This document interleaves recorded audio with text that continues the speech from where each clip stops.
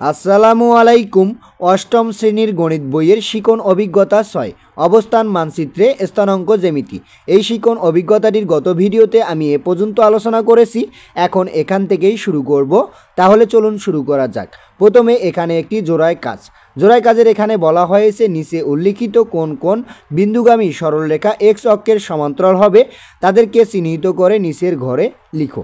এখন এখানে নিচের একটি ঘর রয়েছে, এই ঘরে লিখতে হবে। আর এখানে বিন্দুর স্থানাঙ্কগুলো দেওয়া আছে। এখন এখানে দেখো বিন্দুগুলোর স্থানাঙ্কের এখানে যেহেতু এক্স অক্ষের মানে কি কুটিটা আমাদেরকে একই রাখতে হবে। তাহলে যেগুলোর কুটি একই সেগুলো আমি কিন্তু মার্ক করে দিয়েছি। যেমন এখানে -3 আর -3 এটার কালার আমি একই করে দিয়েছি। এরপরে এখানে দেখো এরপরেটা 4 4 এগুলোর কালার কিন্তু আমি আলাদা করে দিয়েছি। এখন এখানে যা লিখবা সমাধান, যে সকল বিন্দুগামী সরলরেখা এক্স অক্ষের সমান্তরাল তাদের কুটি সমান হবে। দেখো এখানে তাদের কুটি কিন্তু সমান। এই যে এখানে -3 এরপরে এখানে 4 এখানে 4 এখানে 4 এখানেও 4।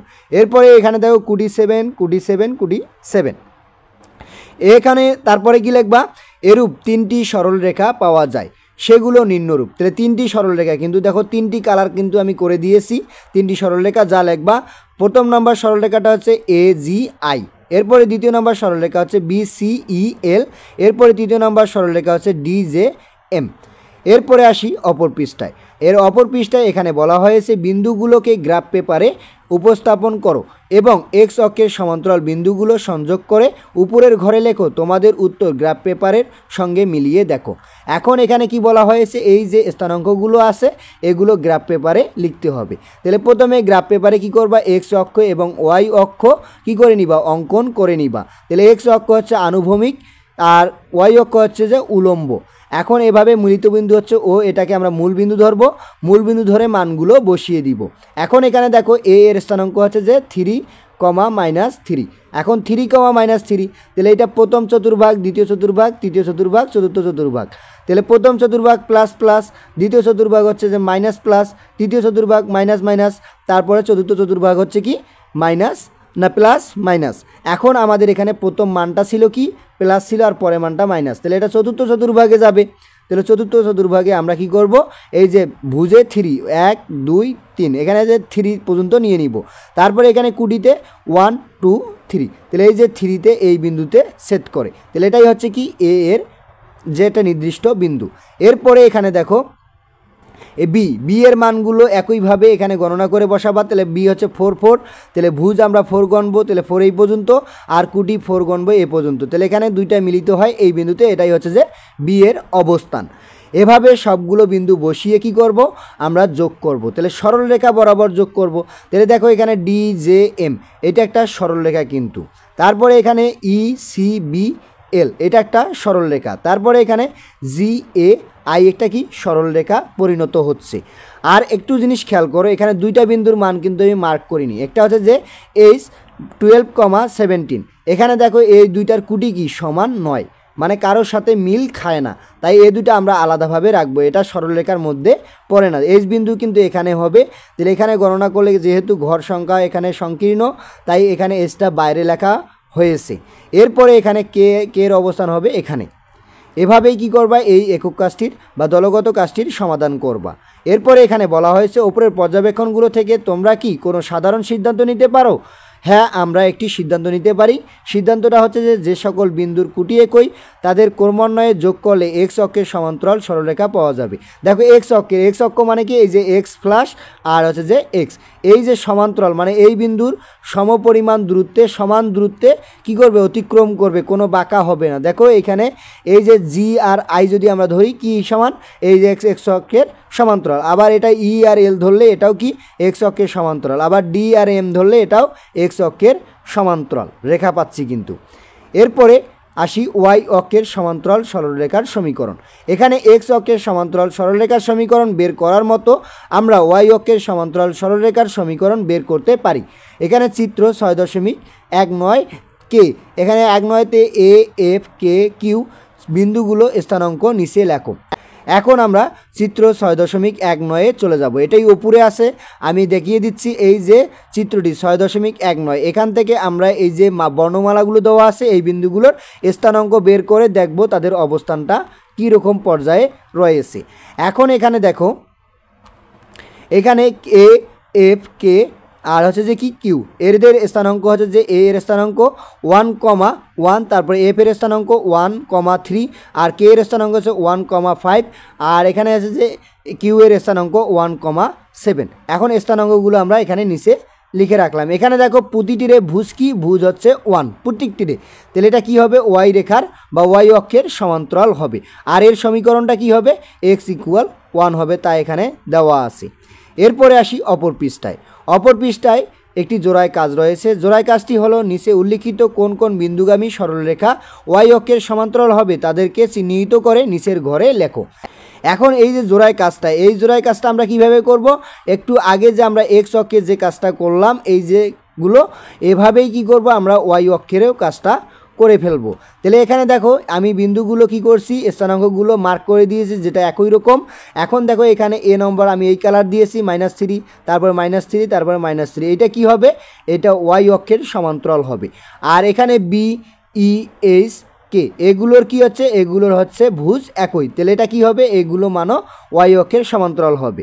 আর এখানে জি ডি তারপর হচ্ছে জে আর এল এগুলো কি হবে, ওয়াই অক্ষের সমান্তরাল হবে। আর এন পিও ওয়াই অক্ষের সমান্তরাল হবে। তারপরে এই যে বিন্দুটা, এই বিন্দুটা কি হবে না, সমান্তরাল হবে না, কারণ এখানে কারোর সাথে মিল নেই।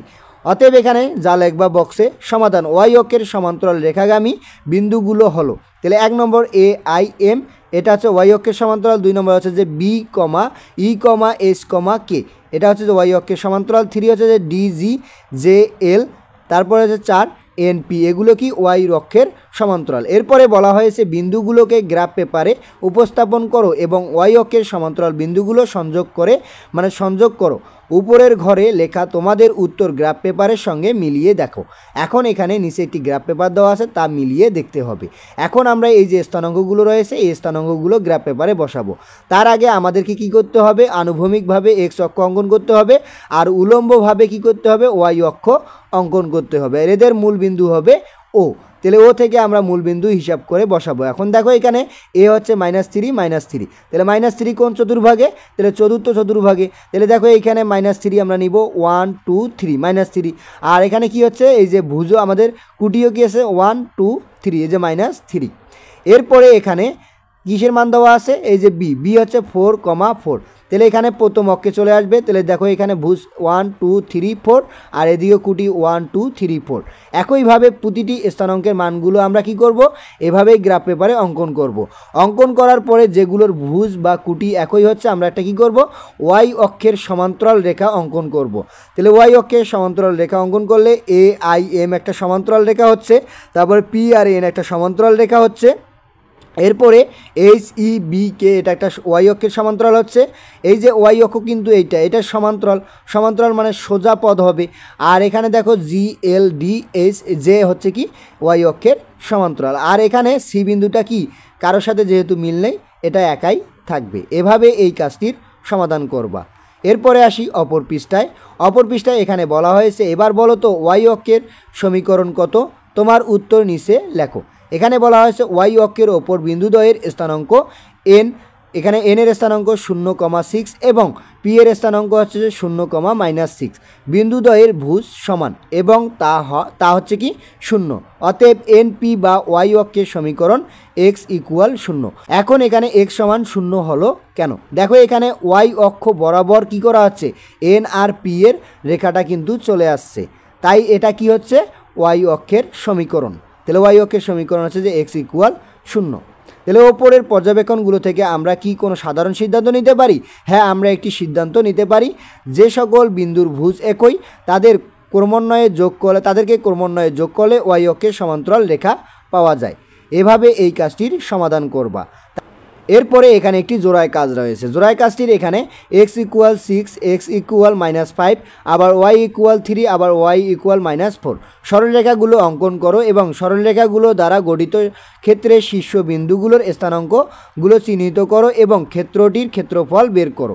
এখন এই জোড়ায় কাজটির সমাধান কিভাবে করবা তা এখন আমি দেখিয়ে দিব। চলো এই জোড়ায় কাজটির সমাধান শিটে। এখন এই জোড়ায় কাজটির সমাধান করার জন্য গ্রাফ পেপারের এক্স ও এক্স প্লাস ও ওয়াই প্লাস যথাক্রমে এক্স অক্ষ এবং ওয়াই অক্ষ, এক্স ও ওয়াই অক্ষ পরস্পর ও বিন্দুতে, এখানে ও এর স্থানাঙ্ক 0,0 বিন্দুতে সেট করে গ্রাফ পেপারের প্রতি ক্ষুদ্র বর্গের বাহুর দৈর্ঘ্য 1 একক ধরে x সমান 6, এক্স ইকুয়াল হচ্ছে যে -5, ওয়াই ইকুয়াল 3 ও ওয়াই ইকুয়াল -4 সরলরেখাগুলো অঙ্কন করি। এখন এখানে গ্রাফ পেপারে লক্ষ্য করলে দেখা যাবে 4টি সরলরেখা একটি অপরটি ছেদ করে একটি চতুর্ভুজ সৃষ্টি করেছে। এখন এখানে দেখো চতুর্ভুজ দ্বয় হচ্ছে যে এ বি সি ডি।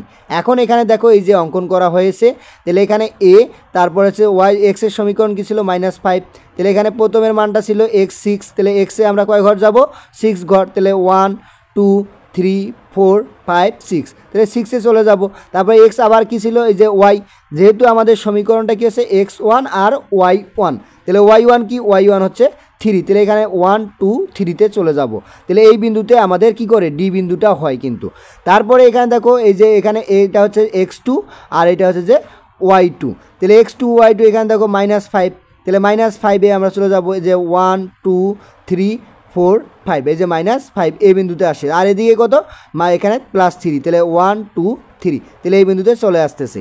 এরপরে আবার এখানে দেখবো আমরা দুইটা, এবার কি করব, এই যেটা নিব এটা x1 ধরবো, তাহলে x1 আর এখানে হচ্ছে y1, এই দুইটা মান নিয়ে, তাহলে এই দুইটা মান নিলে হচ্ছে যে -5, তাহলে এখানে -5 আসবে আর এদিকে -4 চলে আসবে, তাহলে 1 2 3 4। আবার একইভাবে এটা কি করব, এবার এই যে 6 আর -4 নিব, তাহলে 6 আর -4 নিলে এদিকে 6 আর এই দিক দিয়ে কুটি হচ্ছে -4। তাহলে আমাদের সমীকরণ কিন্তু উল্লেখ করা আছে যে x ইকুয়াল 6, x ইকুয়াল -5, তারপরে b ইকুয়াল কী হচ্ছে দেখো এই যে সমীকরণ, আবার y ইকুয়াল -4 সমীকরণগুলো উল্লেখ করা হয়েছে। অতএব এখানে দেখো এক্স, এই যে বিন্দুগুলো আমি বললাম তা এখানে কিন্তু এখানে উল্লেখ করা হয়েছে। x ইকুয়াল -5 ও y ইকুয়াল 3 পরস্পরকে ছেদ করে এ এর স্থানাঙ্ক কি -5, মানে -5,3 বিন্দুতে। আবার x -5 y -4 পরস্পরকে ছেদ করে বি, এখানে -b5 আর -4 বিন্দুতে। তারপরে x সমান 6 ও y সমান -4 পরস্পরকে ছেদ করে সি, হচ্ছে যে -4 বিন্দুতে। আবার এখানে x6 y3 পরস্পরকে ছেদ করে এখানে ডি বিন্দুতে, এই 3,6 বিন্দুতে। অতএব আমরা জানি x1 y1 ও x2 y2 বিন্দুদ্বয়ের মধ্যবর্তী দূরত্ব, তাহলে আমরা মধ্যবর্তী দূরত্ব বের করব। তাহলে এই যে x1 আর y1 আর x2 আর y2 এর মধ্যবর্তী দূরত্বের সূত্র হচ্ছে যে x - 2 মাইনাস আছে যে x - 1 এর উপর অল স্কোয়ার প্লাস y - 2, মানে এখানে ভুজদ্বয়ের পার্থক্য আর কুটিদ্বয়ের পার্থক্যের ওপর কি হবে, স্কোয়ার হবে। তাহলে যে এখানে ভুজদ্বয়ের পার্থক্যের ওপর স্কোয়ার, কুটিদ্বয়ের পার্থক্যের ওপর স্কোয়ার। আবার কি এখানে ABCD চতুর্ভুজে, যেহেতু ABCD চতুর্ভুজে তাহলে AB বাহুর দৈর্ঘ্য, তাহলে AB বাহুর দৈর্ঘ্য এদের মধ্যবর্তী দূরত্বটা আমরা বের করব। তাহলে এই সূত্রের মাধ্যমে আমরা কি করব, দূরত্বটা বের করব। তাহলে এই যে দুইটার পার্থক্য, ভুজদ্বয়ের পার্থক্য -5, তাহলে -5 এটা কি করলে হয়, এটা হচ্ছে যে তোমার এখানে -5 আর হচ্ছে +5, দুইটা কাটাকাটি গেলে 0, 0-এর উপর স্কোয়ার দিলে 0 থাকে, আর -7-এর উপর স্কোয়ার দিলে হচ্ছে যে 49, মানে হচ্ছে যে 7 একক। তাহলে এখানে AB এর দূরত্ব হচ্ছে কত একক, 7 একক। এবার BC এর দৈর্ঘ্য আমরা বের করব, তাহলে BC এর দৈর্ঘ্য বের করার জন্য একইভাবে ভুজদ্বয়ের পার্থক্য, তাহলে -5 আর এখানে 6 কি করব, বিয়োগ করব, বিয়োগ করার পরে কি করব, আবার কুটিদ্বয়ের পার্থক্য বের করে স্কোয়ার দিব, স্কোয়ার দিলে এখানে দেখো এখানে 6 - -5, তাহলে এখানে দেখো কি হচ্ছে মাইনাসে প্লাস, তাহলে এখানে হচ্ছে কি এখানে 6 + 5 ওর উপরে অল স্কোয়ার প্লাস -4 + 4, এখানে দিয়ে কিন্তু এটা উঠে যাচ্ছে, তাহলে এখানে 11 আসতেছে, 5 আর 6 গুণ করে যোগ করলে কত হয় 11, 11-এর উপরে স্কোয়ার দিলে হচ্ছে যে কত, এই রুট আর স্কোয়ারে কাটা 11 একক। একইভাবে সি এবং ডি এবং ABD এর দূরত্বগুলো আমরা বের করব। বের করার পরে এখানে দেখো অতএব AB সমান CD এবং BC সমান AD। দেখো এখানে AB, এই যে AB সমান কি, AB সমান হচ্ছে যে CD, এখানেও 7 একক, এখানেও 7 একক। আবার BC সমান AD 11 একক, 11 একক। এখন AC এর AC কর্ণদ্বয়ের দৈর্ঘ্য, তাহলে AC কর্ণদ্বয়ের দৈর্ঘ্য আমরা বের করব। তাহলে একই নিয়মে এখানে ভুজদ্বয়ের পার্থক্য আর কুটিদ্বয়ের পার্থক্য দিয়ে আমরা এখানে বের করব √170 একক। আবার BD কর্ণদ্বয়ের দৈর্ঘ্য আমরা বের করব, তাহলে একই আসবে, মানে এখানে চতুর্ভুজের এটা একটা আয়ত, তাহলে আয়তের যদি আয়তের কি হয়, কর্ণদ্বয় সমান হয়। তাহলে দুইটি কর্ণই কি হচ্ছে, সমান হচ্ছে। যেহেতু চতুর্ভুজটির কর্ণদ্বয় সমান এবং বিপরীত বাহুদ্বয় পরস্পর সমান, অতএব এখানে কি, অতএব এ বি সি ডি একটি আয়তক্ষেত্র। অতএব এ বি সি ডি এর ক্ষেত্রফল দৈর্ঘ্য গুণন প্রস্থ। তাহলে দৈর্ঘ্য গুণন প্রস্থ, যেহেতু এটা আয়তক্ষেত্রটা কিন্তু আগে প্রমাণ করা হলো, তারপরে এখন ক্ষেত্রফল দৈর্ঘ্য গুণন প্রস্থ। তাহলে 7 গুণন 11 মানে 77 বর্গ একক। এটাই হচ্ছে এই কাজটির উত্তর বা সমাধান। তাহলে আজকে এ পর্যন্ত। এর পরবর্তী ভিডিওতে আমি এর পরের দেওয়া কাজগুলোর সমাধান নিয়ে আলোচনা করব। ধন্যবাদ সবাইকে এতক্ষণ সঙ্গে থাকার জন্য। ভিডিওটি ভালো লাগলে লাইক এবং সাবস্ক্রাইব করবেন।